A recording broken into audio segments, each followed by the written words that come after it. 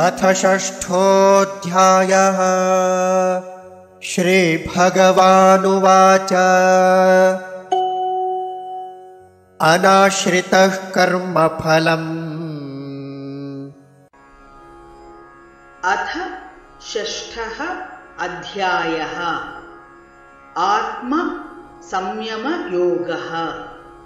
श्री भगवान् उवाच अनाश्रितः कर्मफलं कार्यं कर्म करोति यः सः सन्न्यासी च योगी च न निरग्निः न च अक्रियः।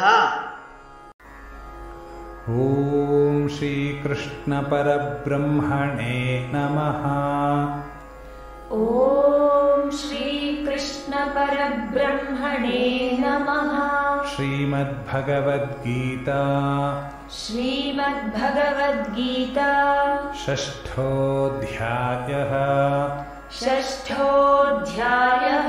आत्मसंयमयोगः।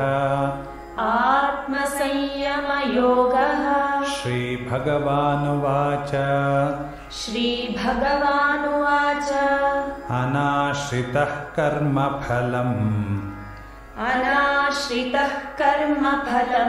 कार्यं कर्म करोति यः स सन्न्यासी च योगी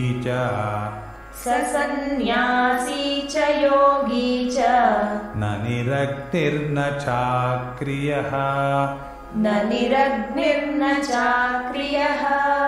अनाश्रितः कर्मफलं कार्यं कर्म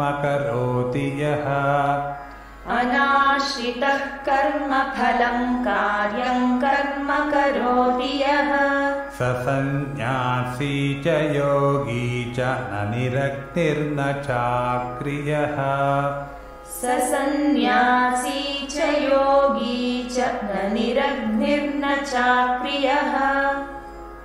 अनाश्रितः कर्मफलं कार्यं कर्म करोति यः स सन्न्यासी च योगी च न निरग्निर्न चाक्रियः।